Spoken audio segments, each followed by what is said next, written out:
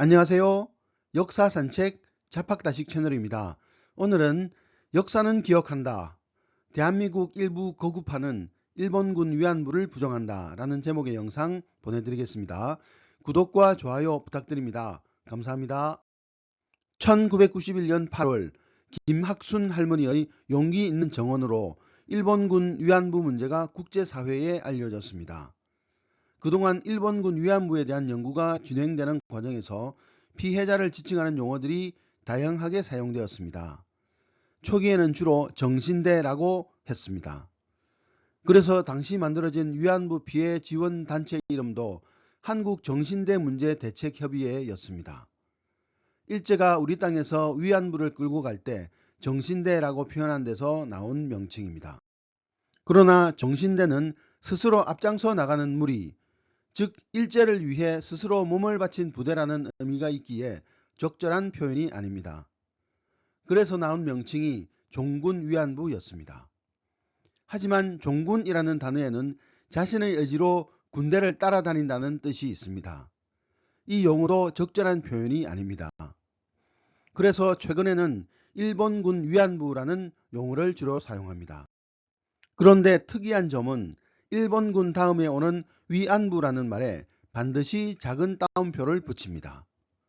왜 그럴까요?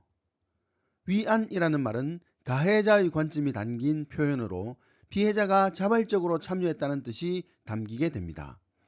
따라서 따옴표를 붙이지 않으면 성폭력을 당한 피해자의 입장이 드러나지 않습니다. 이에 일본군이 직접 성범죄를 저질렀다는 명백한 역사적 사실을 나타내고 자발적 참여가 아닌 강제로 동원됐다는 뜻을 담기 위해 위안부라는 말에 특별히 작은 따옴표를 붙이고 있습니다. 한편 국제연합을 비롯한 국제사회에서는 태평양 정전 당시 일본군에 끌려갔던 위안부들을 일본군 성노예로 표현하고 있습니다. 우리나라에서도 이 용어를 사용하자는 움직임이 있기도 했습니다. 왜냐하면 일본군 성노예라는 말이 당시 상황을 가장 잘 표현한 명칭이기 때문입니다. 하지만 피해 할머니들이 살아계신 현실에서 성노예라는 표현은 거부감을 줄 수 있기에 우리나라에서는 일본군 위안부라는 표현을 사용하고 있습니다. 최근 일본군 위안부 피해 할머니들의 상처에 폭력을 가하는 세력이 있습니다. 혹시 일본이냐고요? 일본 극우 세력도 그러하지만 우리나라 일부 극우파도 일본 극우 세력의 주장에 동조하고 있습니다. 그들은 반일 종족주의론으로 일본군 위안부의 실체를 부정하고 있습니다. 반일 종족주의란 일제강점기에 우리 경제가 발전했다고 주장하는 일부 경제학자들 중심으로 극우파들이 내세우는 이론인데, 이들은 우리 사회가 친일은 악이고 반일은 선이며 이웃나라 일본을 악의 종족으로 인식한다면서 이러한 사회 현상을 반일 종족주의라고 이름 붙였습니다. 하지만 그들은 자기들 입맛에 따라 선정한 자료와 왜곡된 통계를 가지고 다양한 채널을 동원해서 역사적 진실이나 실체와는 거리가 먼 주장을 하며 우리 사회를 어지럽히고 있습니다. 그들이 일본군 위안부 피해를 부정하는 논리와 그에 대한 반박 근거를 한번 살펴보도록 하겠습니다. 첫째, 강제 동원은 없었다라고 그들은 주장합니다.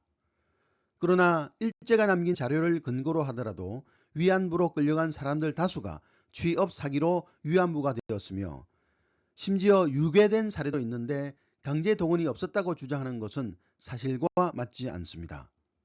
둘째, 위안부는 개인의 영업활동이었다라고 그들은 주장합니다. 그들은 위안부를 성노예가 아니라 자발적으로 돈을 벌려고 한 매춘부라고 주장하고 있습니다. 하지만 당시 끌려간 다수는 본인의 의사와 상관없이 자유가 주어지지 않은 상태에서 성착취를 당했기에 성노예라고 해야 할 것입니다.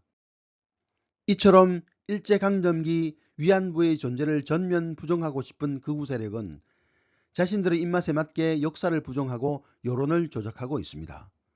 하지만 역사의 진실은 절대 덮이지 않습니다. 우리는 그들의 거짓 주장에 일본군 위안부 할머니들이 더 이상 피해를 입지 않도록 힘써야 할 것입니다. 오늘의 참고도서는 101가지 세계사 질문사전이었습니다. 감사합니다.